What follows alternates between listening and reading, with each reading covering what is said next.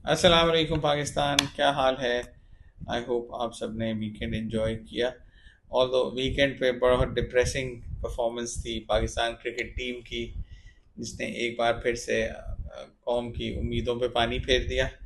और हाजी हार जीत तो चले होती है, लेकिन इस तरह का वाइट वॉश होना और उसके बाद जितनी लुक ऑफ डिसअपॉइंटमेंट थी प्लेयर्स के फेसेस पे ड्यूरिंग द मैच, वो नहीं होना चाहिए। हम we are a proud nation, we are a nation of 250 million people, जिन्होंने के दुनिया में वो चीज़ें की हैं जो कि दुनिया के बहुत कम मुल्कों में हुई हैं। हमें फ़ख्र होना चाहिए अपनी परफॉर्मेंस पे, और साथ ही हमें अपनी परफॉर्मेंस को भी बेहतर करना चाहिए। बहरहाल एक मैच था, कोई बात नहीं, हार गए, जंग तो हम जीत ही गए थे, तो इसलिए कोई बात नहीं, होता है इस तरह, लेकिन आगे इम्प्रूवमेंट करनी चाहिए। अच्छा, अब मार्केट से बात करें।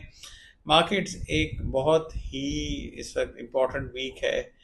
काफ़ी सारे सेंट्रल बैंक्स इंटरनेशनली अपने रेट डिसीजंस कर रहे हैं, और उसमें सबसे important federal reserve of the United states, जिसकी मीटिंग कल शुरू हो रही है, और वेंसडे की शाम रात 11 बजे उसका इंटरेस्ट रेट डिसीजन आएगा। रात 11 बजे पाकिस्तान टाइम, शाम को 7 बजे लंदन टाइम फेडरल रिजर्व के इंटरेस्ट रेट डिसीजन आएगा, और वाइडली एक्सपेक्टेड है कि federal reserve 25 base point rate cut करेगा।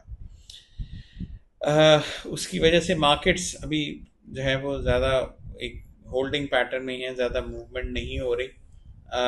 लग यही रहा है कि मार्केट ज़्यादा मूव करेंगी भी नहीं, लेकिन ऑन द होल मार्केट्स काफ़ी ऑप्टिमिस्टिक हैं। लग रहा है कि मार्केट्स जो हैं वो राइज करने के मूड में हैं।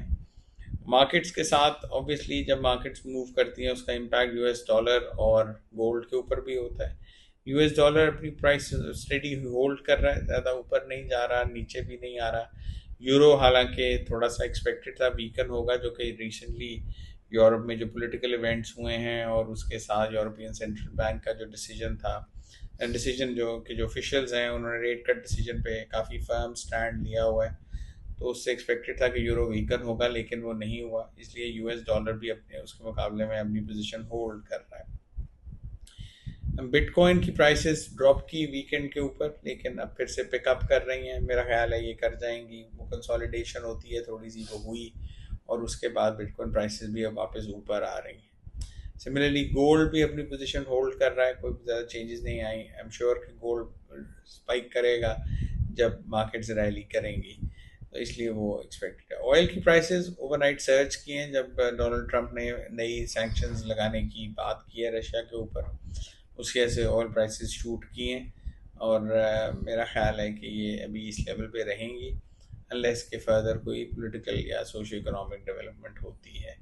तो इस सब को मद्देनज़र रखते हुए इस वक्त जो आउटलुक है, इस वीक सबसे इम्पोर्टेंट वेंसडे की रात रेट का डिसीजन है, जो कि मेरी प्रिडिक्शन यही है कि ये 25 बेस पॉइंट कट होगा, और उसके बाद मार्केट्स रैली करेंगी, इसलिए उसके लिए तैयार रहें। और उसके साथ साथ जब होगा तो बिटकॉइन भी रैली करेगा, गोल्ड भी रैली करेगा, यूएस डॉलर ड्रॉप करेगा, और ऑयल प्राइसेस जो हैं वो इस हफ्ते मेरा ख्याल है स्टेडी रहेंगी अनलेस के रशिया यूक्रेन फ्रंट पे कोई इशू होता है। So this is the outlook so far. इंशाल्लाह आपको फर्दर न्यूज़ देते रहेंगे। अपना ख्याल रखिएगा। पाकिस्तान जिंदाबाद।